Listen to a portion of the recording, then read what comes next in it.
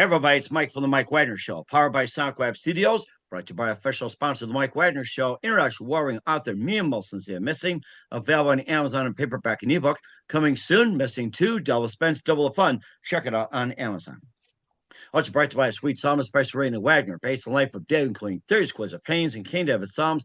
Amazon.com, keyword sweet psalmist Serena Wagner, and check out the Mike Wagner Show at the MikeWagnerShow.com, 50 podcast platforms, heard in 110 countries, including Facebook, SoundCloud, Spreaker, Spotify, iHeartRadio, Apple Music, BitChute, Rumble, and YouTube, and follow us on Instagram, LinkedIn, Twitter, TikTok, and more today. We're here with an amazing layout, Jackson Center, Ohio, who's an author, buyer, and seller of vintage fabric and also textiles for 20 plus years. Also an owner of Etsy store, which she's also quilter, carpenter, grandmother, and more.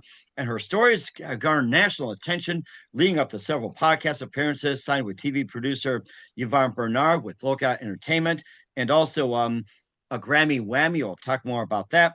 And has a new book out, which chronicles a journey in the world of fabrics. It's called Pod Oddities. She's got an Etsy bookstore out there, fabric auctioning, the world of fabrics, plus has a children's book out. Live, ladies and gentlemen, the Plus Studios in beautiful Jackson Center, Ohio.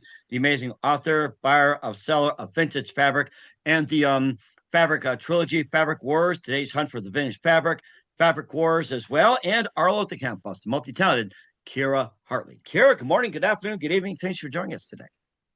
Good afternoon, Mike. Thank you for having me. I'm glad we could connect. Well, it's great to have you on board as well, too. Is you're an author, buyer, and seller of vintage fabric textiles for 20 plus years. You're also owner of an Etsy store. You're also a quilter, carpenter, and grandmother.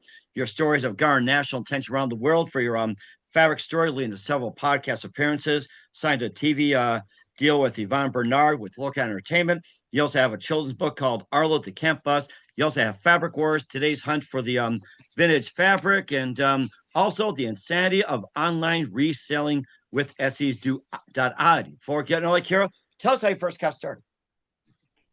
Completely by accident. I always thought I was going to write. That was the only path I saw for myself. I started writing when I was a kid in school.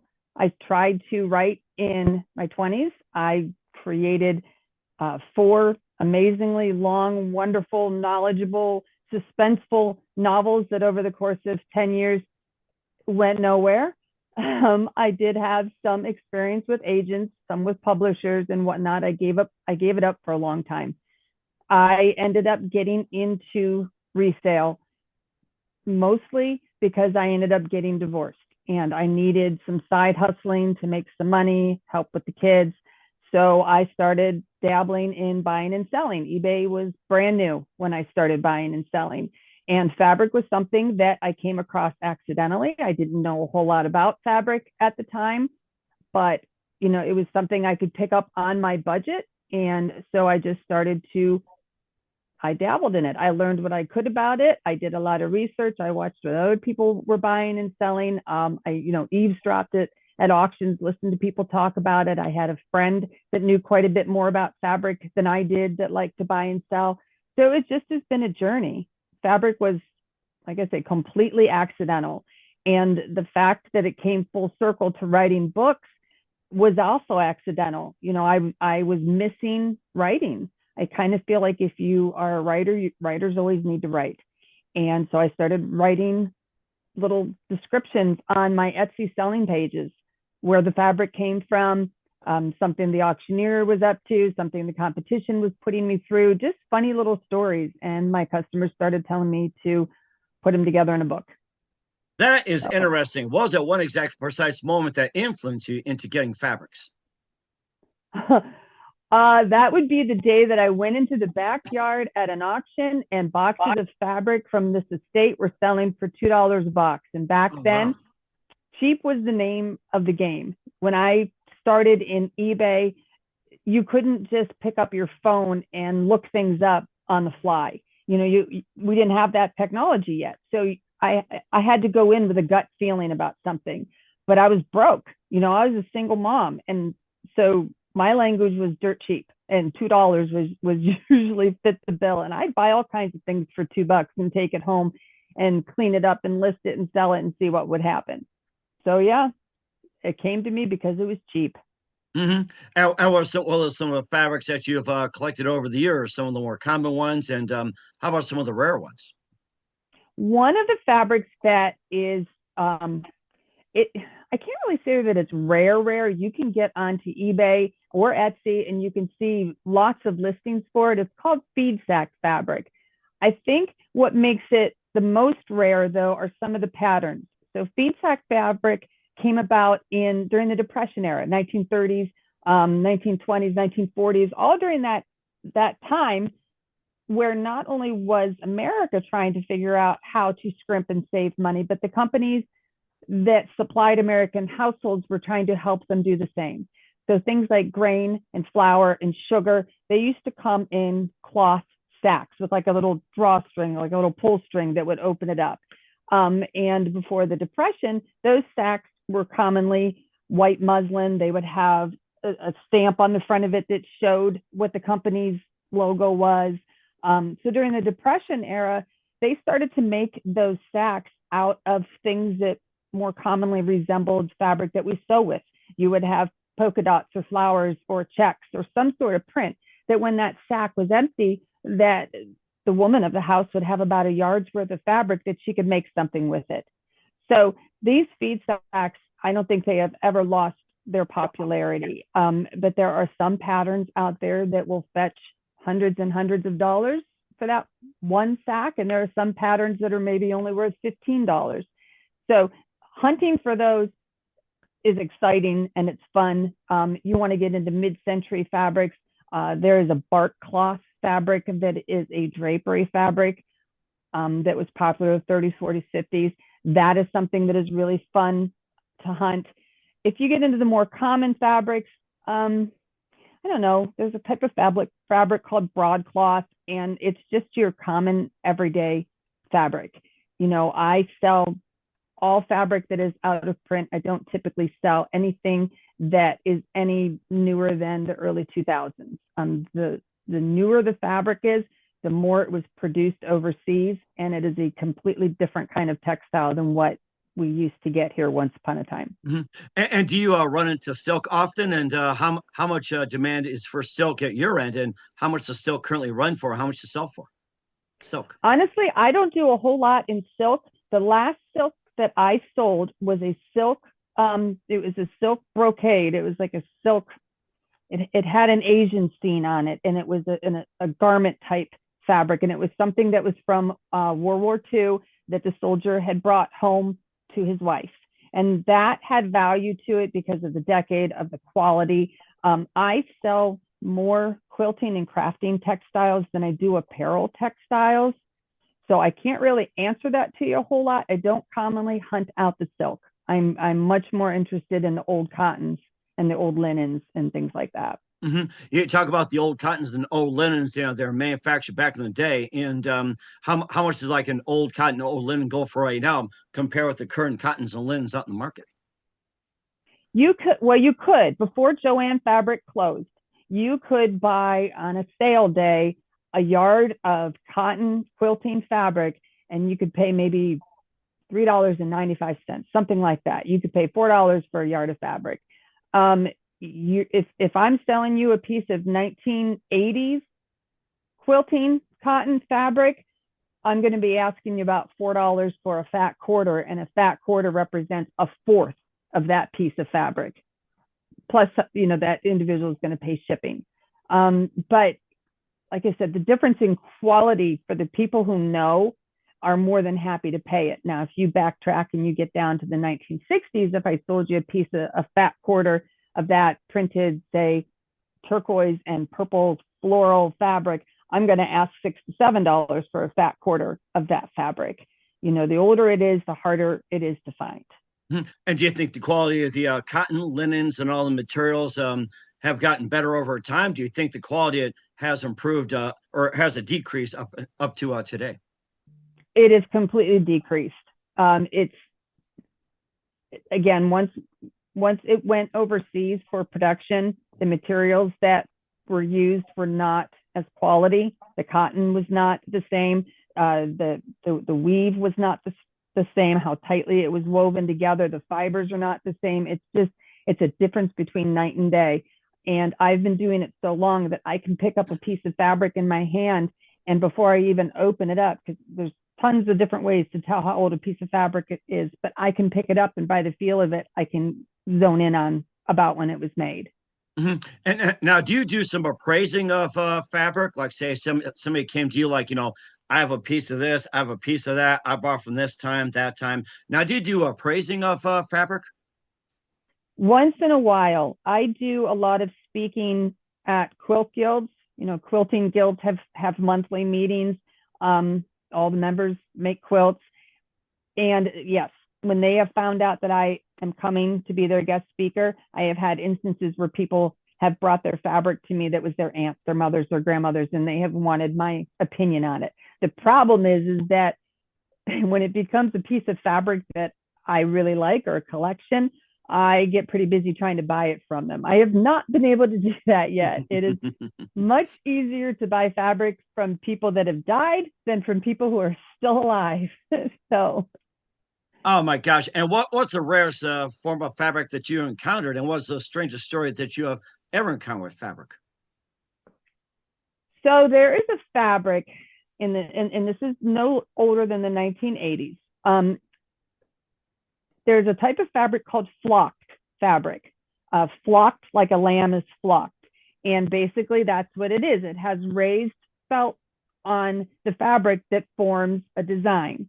And it was around in the 60s, the 70s, the 80s, but in the 80s, it's a semi-sheer fabric, and you might have a flocked flower on it that is really, really bright pink or yellow or blue. And they used to make little girls' dresses out of it.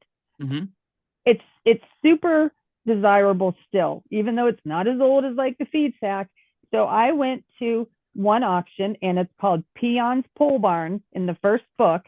And this auction, the auctioneer had all of the fabric back in this really, really cold warehouse type building in the middle of winter, because auctioneers typically really don't care anything about fabric at all. So there was a lot of fabric that were in boxes, and there were bolts and bolts and bolts of fabric. And there were several ladies that were very clearly interested in the fabric, but there were also rows and rows of things also to be sold that maybe had nothing to do with fabric. Because I buy and sell everything, I look through all of those rows of boxes. I look and see what is in each and every one of them, because you never know when you're going to be surprised. Right. So inside, I'm sorry. No, go ahead. I'm sorry. Go ahead. Now, inside one of those boxes, underneath a briefcase and some other things, I found a partial bolt of this flocked fabric. And it was the bright pink flowers on white. They look like little daisies. And I think I don't know, there were at least 2 or 3 yards on this bolt, maybe 4. I can't remember. It's been a while. So the women that were waiting on the fabric, they didn't know that fabric was there, because they came for the fabric. Oh, here's the fabric. I see it. It's the end of the row. I don't need to look any further. I can see it right in front of me. So they really kind of beat me up bidding on that fabric. And that fabric was more ordinary fabric. And after they were done buying it, they left, went home. Bye-bye. So I waited until they started selling those rows, and I got that box with that bolt in it for $2. And that bolt with its 3 or 4 yards on it ended up bringing me almost $700 just in Oh that. my gosh. And how does she do it? We'll find out in the Fabric Wars with author Kira Hartley. But first, listen to the Mike Wagner Show at the MikeWagnerShow.com, powered by SoundCrab Studios. Visit online at SoundCrabStudios.com for all your needs. Look at a professional website without breaking your budget. SoundCrab Studios is the answer. SoundCrab Studios offers fast, affordable custom web designs that blow the competition away. Call today, 1-800-303-3960. It's 1-800-303-3960, or email to support@SonicWebStudios.com. Mention the Mike Wagner Show. Get 20% off your first project. Sonic Web Studios. Take your image to the next level. Also, time to give an official shout out to our official sponsor of the Mike Wagner Show, international warring author Mia Molson-Zia. If you love fast-paced mysteries, you'll love Missing by Mia Molson-Zia, available on Amazon and paperback and ebook. Missing is fast-paced and intriguing with an unforgettable twist. Takes place in 4 countries, 2 strangers, one target, where truth is illusion and those will be the first go missing. It's available on Amazon in paperback and ebook. Missing by Mia Molson Zia's garnered great reviews. An Evil Evan endorsed by Howard celebrities including Joanna Cassie, Forrest Riley, and many others. So grab your copy today before it goes missing by Mia Molson Zia, available on Amazon. Coming soon, Missing 2, Double Suspense, Double the Fun. Check it out on Amazon. Also brought to you by Sweet Psalmist by Serena Wagner, based on the life of David, including theories, quiz of pains, and King David Psalms. The Sweet Psalmist gives a new perspective of David through the Psalms he wrote as the time of shepherd started and complicate yet turbulent relationship with King Saul. It's the story of love, betrayal, repentance, hope, and more. Check out The Sweet Psalmist by Serena Wagner on Amazon. Keyword Sweet Psalmist Serena Wagner. Also, check out The Mike Wagner Show at themikewagnershow.com, 50 podcast platforms, heard in 110 countries, including Facebook, SoundCloud, Spreaker, Spotify, iHeartRadio, Apple Music, BitChute, Rumble, and YouTube. Also follow us on Instagram, LinkedIn, Twitter, TikTok today. Take us with you on any mobile device. And for great gift ideas, go to Amazon.com. Check out the Mike Wagner Show podcast, T-shirts, pop sockets, throw pillows, tote bags. Makes great gifts 24/7. Go to Amazon.com. Check out the Mike Wagner Show podcast. And for more great gift ideas, go to Amazon.com/Mia Molson Zia for great books, merchandise, and more. And support the Mike Wagner Show on Anchor FM, PayPal, and the MikeWagnerShow.com. You're here with amazing author, buyer, and seller of vintage fabric and textiles for 20 plus years, and part of the Fabric Wars trilogy, Kira Hartley, here on the Mike Wagner Show. And let's get into Fabric Wars trilogy as well, too. And let me try to get the first book out there, which is Today's Hunt for the Vintage Fabric. And tell us more about that one. Okay, so this was the first book. And I published this back in, it's been about a year and a half, so back in the end of 2023. And this was this book, I aside from buying fabric cheap, old habits die hard. I also look for cheap marketing. So because I had so many of my Etsy family reach out to me and tell me you should write a book, the first people that I contacted after I wrote the book were those customers. So every time they would place an order, I had these pre-printed notes that I would stick inside of their package. It was a nice note, but basically it said, hey, okay, I wrote the book, so how about you give it a shot? Pick it up here, or you can buy it there. And I didn't realize that when I was sticking these notes inside of the packages that I was sending one to a producer in California. And she was not a customer of mine before. In fact, I wondered how she had found me initially, because I received a message on Etsy that said, I'm a TV producer in California, and how do you feel about reality TV? And okay, who are you? How do you know me? Have you read the book? And I'm giving it a third degree, because when you self-publish, there are a lot of companies out there that will target you, and they will contact you, and they will try to sell you on their services for whatever it was. So I didn't know who she was. And then I realized, oh my gosh, she bought a piece of fabric from me. She bought a piece of scrap fabric from me for $3. Really? Well, let me guess. It was polyester, right? It was just a cotton piece of fabric that had a picture of an angel on it. She wanted to make something for Christmas, frame it or something. I don't know. But yes, it was just a really little piece of fabric. So we developed this relationship, and I did eventually sign a contract with her. She's been trying to work with me on my social media and my branding and things like that. But this was right around the same time that I also had my first invitation to do a podcast. It was when, again, we go into the free advertising. I was trying to figure out who my audience was going to be for this book. And so that's when I started to reach out to quilting guilds and soliciting myself as a speaker. And I did at least a dozen meetings for the first year, and then I got back into podcasting again. Meanwhile, I'm also working on the second book, and I published the second one back in May. Now you got on the reality TV show, we were contacted by, who was it? Yvonne Bernard. How did that show work out? We have not done anything as of yet. She is the producer for the Goosebumps book actually the Fear Street movies that are an offshoot of the Goose books. So R.L. Stine is her biggest client.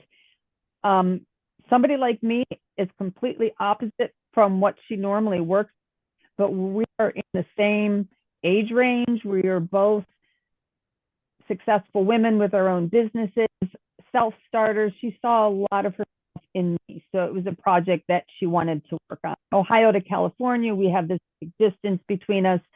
So I'm trying to work on things on this end to try to increase awareness and branding. And yeah, so nothing to report on that yet. Okay. And plus, you also had some experiences with auctions and everything like that. Maybe you can share some stories, who you fought with, best auctioneer, or the worst ones, or even like, say, one of the more stranger stories about, you buy something that's unexpected, someone drops, or everything like that. Maybe you can share some stories, when it comes to these auctions and going to auction houses. I go to a lot of auctions. Auctions, by far, it's my most favorite part of what I do. It's the exciting part, the competition part. And I was never somebody that genuinely, I've always been competitive, but not in person with somebody. So I really come a long way with this. And now that's my favorite part, is to get in there and get down and dirty. Beating out grandmothers for fabric is not nearly as fun as beating out men for things that they like to buy and would never think that a 50-some woman would buy and sell. But at this point, we all kind of know each other and we see each other all the time. So there's a lot of ribbing and teasing and we all fit right in. But as far as the fabric goes, one of the most popular stories in the first book is one that I call Thieving Thelma. And everybody in the book has a code name because I still have to show up and go to work with these people every day. Although I did run into another customer not that long ago who asked me if I was the author behind these books. And she said, I know who everybody is in these books. I was like, oh, okay, well. But anyway, so Thieving Thelma was an elderly woman and she was at the auction. And I don't genuinely have a lot of competition in the senior citizen crowd for the fabric. They're looking for a much better deal than what I am. I have stepped up my game. I can spend more now. They fizzle out pretty quick. So they're usually not very big competition. She got annoyed with me at one point during the sale because I was buying all the fabric. And when nobody was looking, she had a young man carry the last large box of fabric to her car that had not yet been sold. Oh, wow. And so, I had known that the fabric was there and that I intended to bid on it. And then when it disappeared, I had to go to the auctioneer. I said, I don't know what happened to this box of fabric. It has just vanished. And by then the young man had stepped forward and said, well, I put it into this woman's car. And so they confronted her and she was immediately, angry. And she says, I didn't steal the fabric. You know what I bought. I bought flowers. I bought baskets. And they walked to her car and there was box fabric. And so then she became indignant and she pointed at me and she said, but she's buying all the fabric. There's none left for any of us. And, and then I felt bad. And I know I was 10 shades of red because I don't like confrontation in that way, but they ended up throwing her out. And I have never in my life seen an 80-year-old woman. I don't know. It just blew me away that she stole the fabric and blamed me for it. So that was one of the more interesting events. There's another story in that one called Krabby Patty. It's a 2-part, Krabby Patty and Honest Abe, also in the first book. She was the first time I really, really, really came up against hardcore competition. And I spent more money at those sales on fabric than I've ever spent ever. And I was very happy after those 2 auctions that I never saw her again. I don't know what happened to her. She disappeared. I'm okay with that. But it came down to just the 2 of us battling each other at those sales. Nobody else got anything except the 2 of us. And the boxes went really, really high. And the auctioneer, who in this case was Sir Grumples, he didn't care about fabric either until after the first sale. And then at the second sale, he walked around and told everybody that would listen, well, at the last sale, these boxes of fabric were selling for about $200 a piece, trying to drum up more business. So he advertises fabric a little more differently now than he did before that sale. Okay. And plus, it also leads to your second book, The Insanity of Online Reselling. Continue with Essie's Dot Oddity. And if I got that right, what is Dot Oddity anyway? Okay, so Dot Oddity is the name of my Etsy store. And we called my grandfather Dodd, D-O-D. He was somebody that believed in recycling and repurposing anything and everything that he could. And he was pretty creative. So Dot Oddity, I also recycle, repurpose. I sell a lot of textiles, quilts, and chenille blankets. I don't just sell fabric. Any old textile that still has a good part to it left, I will cut that out. They call them cutter pieces or cutter quilts or cutter blankets. There's a community out there that will buy the cutter pieces of old textiles and make something new. So Dot Oddity just happened. And I opened the store. I said, all right, that's going to be it. And what is the secret to bidding at the auctions? What are some of the tips or some of the things you do and you don't do when it comes to bidding? I don't like to bring things forward. There are a lot of people that go to auctions and have a set amount of time. Maybe they're going to another auction, or maybe they just don't want to stay all day. Auctions typically can last all day long. So there are people that will go there, find what they want, and bring it forward to the front table to be sold first. The auctioneer is smart enough to know that if he lets that item sit there, he knows that people are watching people do this. And nowadays, people can pull out their phone and they can look something up on the fly and they can find out what something is worth. So he's going to give everybody else that opportunity to do just that. He is not going to pull it up right away and sell it. He's going to let that thing marinate for about 15 or 20 minutes and let everybody look at it and find out what it's worth before he sells it. So I don't do that. I don't want anybody knowing my secrets. I know a lot of really oddball things out there that are worth money, and I don't want to share my secrets. So I will wait until it's the very last thing at the end of the day until it sells. Usually at the end of the auction, the things that are in the backyard, the things that are in those row lots, after everybody has gone home, the people that sit in the tent in their chairs with the tables and bid on all the collectible stuff in the books, those are the big bucks. When the big bucks come in, buy what they want and leave and go home, the rest of us get the stuff in the backyard, usually pretty cheap. So I will sit there all day long and I will wait. Another thing I like to do, when I am bidding on something, especially when it is fabric and there is a lot of it, usually they will bid for choice. The highest bidder can pick whatever they want on that table, and they can take it times however many times they want. In this situation, if there's 8 boxes of fabric on that table, I'm going to do whatever I can to be the high bidder the first time around, so that not only can I choose the boxes that I want, but I'm also letting people know that I'm here to play. And so that maybe the next time when the bidding starts for what's left on that table, maybe the other people will back down sooner. But that doesn't always happen. It did not happen with Krabby Patty. And I spent a lot of money trying to make my point. Oh my gosh, how do you like those people? How about for beginners? What's the best advice you would give for beginners? Now that you have the technology, now that we have the technology in front of us, and I see there are a lot of people out there that are trying to do what I do. And some things, yes, you can find out right away. You can find out values, but you can't always find out the history of something.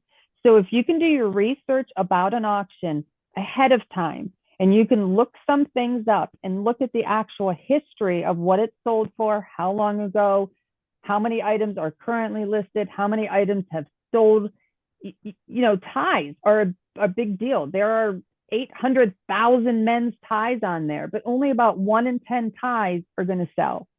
You need to do your homework as much ahead of time as possible, and you need to get to the auction early so that you can walk around, you can look at things, you can look things up, you can get an idea.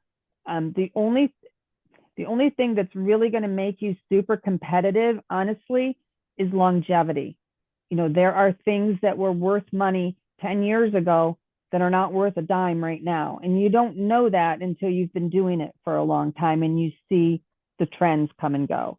Mm-hmm. And plus, with your Etsy site as well, too, with the dot oddity, how's that differentiate from the other Etsy's, and also differentiate from the other fabric sites? I have my own market sort of carved out because I'm not the only person that sells estate fabric. I'm one of the few people that makes a big deal about selling estate fabric. I honor it. I highlight it. I say, hey, this is where it came from. I give some history behind it.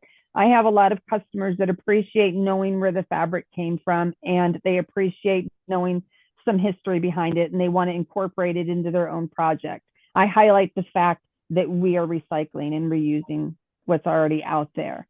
And, I've backed it up with books. I've backed it up with podcasting. It's a whole lifestyle for this crafter and this creator and this quilter. And it's a community. We email and talk back and forth all the time about things that we're working on. Okay. And maybe you can show us a couple of fabrics and give a history about behind you. Let's see here. All right. So this is a mid-century bark cloth fabric, and this was part of a curtain, okay? And some people will reuse it again for a curtain, and some people will take it apart and use it for something different. I went to a series of sales called the Black Hole, and I call it the Black Hole because I got sucked in very, very, very deep over the course of 6 sales. It took 6 sales to liquidate this collection that these people had. They collected everything mid-century. So yeah, so this is bark cloth, and it's nubby. It's like a cotton fabric, but it has kind of a nubbiness to it. And again, it was used for making curtains. So that probably right there is about 1960s. You can kind of tell because of the tone, earth tones. Those are colors that were popular in the 50s and the 60s. Mm-hmm. And then if you look at this one I really like. This is another, these are going to be mostly upholstery fabrics that are behind me. But this is another piece from a mid-century curtain. That's a pink, which you can hardly see. But the pinks started to come into play, especially with the browns. Again, you're talking about the 50s and the 60s. This is a cotton. And the longer you do fabric, the more you start to understand things like polyester in fabrics did not really come in until the late 1950s. So there are things that you can do. You can do burn tests to determine what kind of fabric content or fiber content is in the fabric that you have, and that helps to date it. There is the width of fabric, because the width is determined by the size loom that it was made on, and that helps to date the fabric. Let's see what other ones I have here. All right, this one's a linen one, and linen was super popular too during the 50s and the 60s. And this kind of has an embroidered pattern on it. Okay. This is also an upholstery and a drapery fabric. I don't think I have any quilting cottons up on this shelf. Those are mostly in totes and containers. But yeah, linen has a different weave than cotton does, and they all burn differently. If you do a burn test on linen, you get a slightly different kind of ash than a burn test on cotton. Yeah, I mean, there's mostly what's behind me are, here's another bark cloth.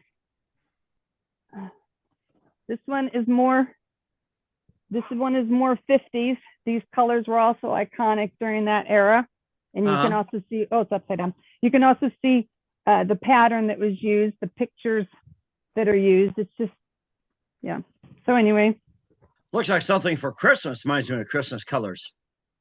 You don't see that much bark cloth in the green and the red. The dark green in the floral patterns was real popular in the 30s. The big elaborate like Hawaiian floral bark cloth with the dark green and the pink.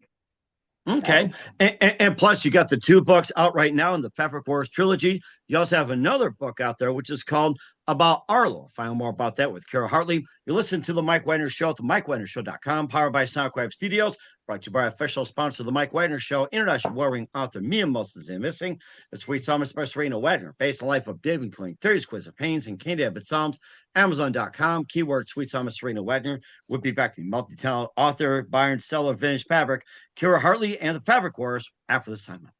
Rebecca author Kira Hartley of Fabric Wars, and also a new book about Arlo was a nothing bus here on the Mike Wagner Show. And speaking of Arlo, tell us more about him. Okay, here's Arlo. That's got a glare on it. Or the camp bus, I should say. I'm sorry, the camp bus. No, it's all good. It's all good. As busy as I am, I mean, I have the two shops.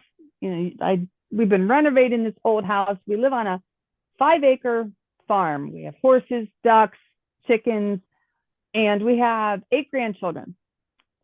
I will drop everything I am doing any day of the week if I find out grandchildren are coming to the house.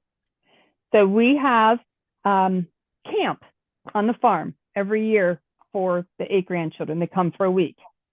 We host what we call Camp Klinger, and we have been doing it 11 years now. Okay.